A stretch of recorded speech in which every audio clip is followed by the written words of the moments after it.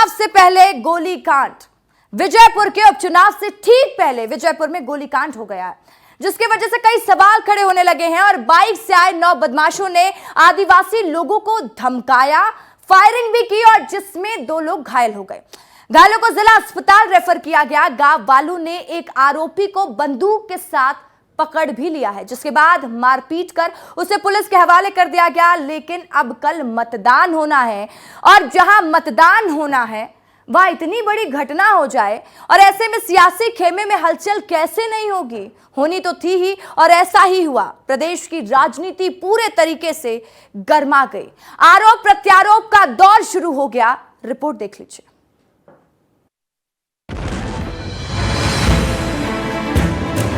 श्योपुर जिले में हुए गोलीकांड ने प्रदेश के सियासी पारे को पूरे तरीके से हाई कर दिया है। कांग्रेस लगातार इस मुद्दे को उठा रही है और सरकार पर हमले कर रही है। कांग्रेस के नेता एक के बाद एक प्रशासन पर सवाल खड़े कर रहे हैं।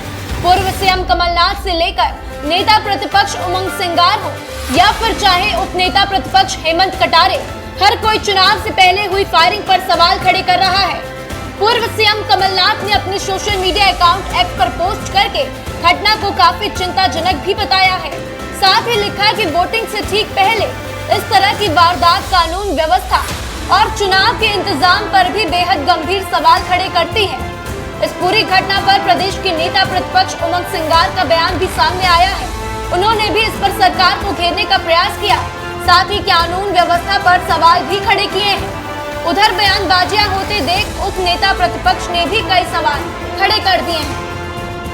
विजयपुर उपचुनाव में कल रात को एक घटना घट गई। आदिवासियों पर गोलियां चलाई गई। ये गोली चलाने वाले कौन डकैत राजस्थान के थे? ये बंटी रावत कौन है? ये रामनिवास रावत से इसका क्या संबंध है?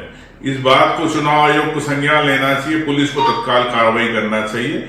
मेरा सोचना है कि एक तरफ भारतीय जनता पार्टी झारखंड या अन्य राज्यों में, महाराष्ट्र में आदिवासियों को लुभा रही है, वोट मांग रही है और यहाँ पर मध्य प्रदेश के आदिवासियों पर अत्याचार किए जा रहे, गोलियां चलवाई जा रही है एक उपचुनाव जीतने के लिए। निरंतर वहां पे घटनाएं हो रही हैं। कल जब से चुनाव प्रचार थमा है, उसके चंद मिनटों बाद से वहां पर गुंडों का आतंक शुरू हो गया है और रात में एक घटना हुई।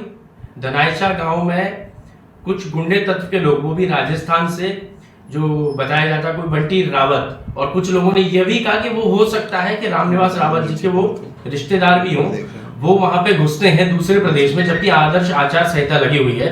तो निश्चित ही, क्योंकि आदिवासी समाज का प्रत्याशी कांग्रेस से चुनाव लड़ रहे हैं मुकेश मल्होत्रा जी, और बीजेपी के गुंडे तत्व हावी हैं, इनको रामनिवास रावत जी का संरक्षण मिला हुआ है। कांग्रेस लगातार श्योपुर में हुए गोलीकांड में सरकार पर हमलावर है और कानून व्यवस्था पर सवाल खड़े कर रही है। साथ ही श्योपुर में होने वाले उपचुनाव से पहले इस पूरी घटना को आदिवासियों से जोड़कर भुनाने के प्रयास में भी जुटती हुई नजर आ रही है। तो उधर कांग्रेस जैसे ही हमलावर हुई, बीजेपी ने भी कांग्रेस को आड़े हाथों ले लिया। पार्टी के प्रदेश अध्यक्ष वीडी शर्मा ने मोर्चा संभाला और जमकर कांग्रेस पर बरस गए। उन्होंने इस पूरी घटना का आरोप कांग्रेस पर मढ़ दिया और गोलीकांड को कांग्रेस की प्लानिंग बता दिया।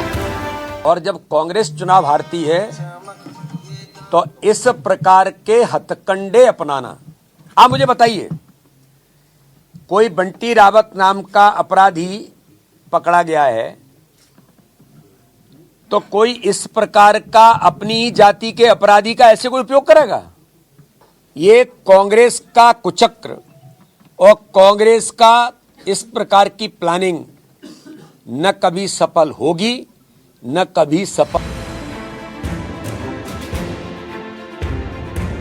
विजयपुर विधानसभा सीट पर उपचुनाव की वोटिंग से ठीक 2 दिन पहले हुई फायरिंग ने प्रदेश की सियासत को काफी गरमा दिया है। फायरिंग में 2 लोग घायल हो गए हैं, उन्हें जिला अस्पताल रेफर किया गया। साथ ही थाने पर भाजपा और कांग्रेस के लोग इकट्ठा हो गए और सियासी खेमे में तल्खी का स्तर भी बड़ा हो गया है। आरोप प्रत्यारोप का दौर भी शुरू हो चुका है। ब्यूरो रिपोर्ट, विस्तार न्यूज। तो आपने देख लिया रिपोर्ट में कि किस तरीके से गोलीकांड को लेकर राजनीति गर्म है, लेकिन सवाल यह भी उठता है कि चुनाव है कल और आज जिस तरीके से गोलीकांड हुआ तो प्रशासन पर भी कई तरह के सवाल दागे जा रहे हैं।